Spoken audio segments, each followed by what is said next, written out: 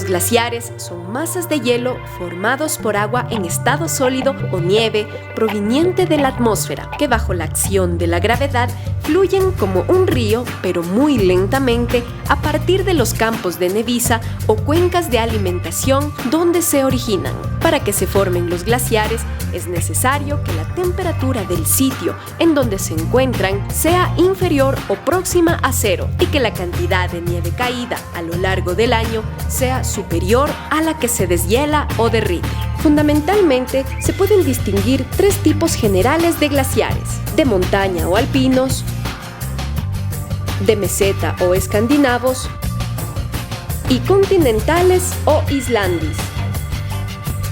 El 10% de la Tierra está cubierto de glaciares y se estima que almacenan unos 33 millones de kilómetros cúbicos de agua dulce. Para comprender cuál es el recorrido del agua de los glaciares hacia el páramo, necesitamos en primera instancia diferenciar las zonas de las cuales está conformado un glaciar. En primer lugar, en la parte alta del glaciar tenemos la zona de acumulación, que es donde se almacena la nieve. Esta nieve contribuye a la compactación de las capas de nieve que se encuentran más abajo, convirtiéndose finalmente en hielo. En segundo lugar, en la parte baja, la zona de ablación o pérdida de masa, que es el sitio hacia donde fluye hielo de la parte alta. Se estima que el límite entre estas dos zonas, en los Andes tropicales, podría estar ubicado más o menos a 5.200 metros de altura. El deshielo ocurre cuando comienza a derretirse la nieve que se encuentra en la zona de ablación, formándose un pequeño río que atraviesa una morrena, que es la zona hasta donde llega la nieve y está compuesta de arena mezclada con partículas de roca. En esta zona, el agua puede seguir varios caminos, uno sobre la superficie y otro bajo la superficie. En el primero, el agua se infiltrará, encontrando a su paso varios obstáculos que demorarán su llegada al río, e inclusive almacenándose temporalmente en el suelo del páramo. Durante este proceso, el ecosistema se alimenta del líquido y adicionalmente se contribuye al rol regulador del régimen hidrológico. Un aporte adicional es el agua proveniente de las precipitaciones. Glaciares del Ecuador. Según estimaciones preliminares, los glaciares aportan entre el 2 y el 4% del consumo medio anual de agua en la ciudad de Quito, que se encuentra a una altitud de 2.800 metros. Mientras que a mayores altitudes, el aporte glaciar es más grande. En el caso de la Antisana, a 4.000 metros, el aporte glaciar se encuentra en el rango del 25 al 35%. Finalmente, en el caso del sistema La Mica, que provee el 24% del agua para Quito, el impacto sería del 3 al 6%. De los glaciares existentes en el Ecuador, podemos decir que en la actualidad son 4 los más importantes y que han perdurado gracias a su altura. Chimborazo.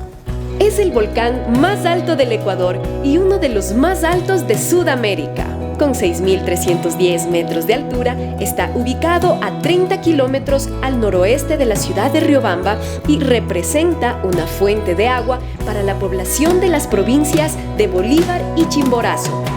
Cayambe. El Cayambe es el tercer volcán más alto del Ecuador, con una altitud de 5.790 metros sobre el nivel del mar. El Cayambe es el tercer volcán más alto del Ecuador, con una altitud de 5.790 metros sobre el nivel del mar. Se levanta en la cordillera oriental o Real de los Andes, cerca a la población del mismo nombre y bajo la línea equinoccial. Cotopaxi es un volcán cónico altamente simétrico. Su elevación es de 5.987 metros sobre el nivel del mar. Se localiza en la Cordillera Real, en la planicie de Limpio Pungo, a 35 kilómetros al noroeste de Latacunga. Antisana y su importancia. El Antisana es un volcán del Arco de los Andes. Se sitúa entre las provincias de Napo y Pichincha. Se trata de un cono volcánico perfecto de unos 5.758 metros de altura sobre el nivel del mar. En el estudio realizado en el volcán Antisana, se logró determinar que el almacenamiento que logran sus reservorios internos de agua alcanzan un promedio del 24% del líquido necesario para la alimentación de sus acuíferos, llegando incluso a alcanzar el 40% entre los meses de noviembre a febrero. Este factor contribuye al reforzamiento de la capacidad de producción de agua de las zonas de saturación de la cuenca. Asimismo, el agua, resultado del derretimiento de los glaciares, constituye una contribución adicional al aporte de la parte no glaciar de las cuencas, es decir, al páramo. Por consiguiente, la reducción del aporte glaciar como consecuencia del cambio climático podría perjudicar negativamente no solo al volumen anual del agua producido, sino a la capacidad de regulación que aporta el agua almacenada en sus reservorios hacia el páramo. Esta situación podría darse también en los alrededores de los volcanes Cayambe, Cotopaxi y Chimborazo. Se estima que en los glaciares de la zona tropical han sufrido un retroceso de alrededor del 40% a partir de la segunda mitad del siglo XX, pero principalmente en los últimos 30 años. Tomando en cuenta la incertidumbre sobre el comportamiento de la humanidad en términos de esfuerzos para reducir las emisiones de gases de efecto invernadero, mismas que provocan el cambio climático, los aportes de agua desde los tropicales podría desaparecer en un plazo de 100 a 300 años.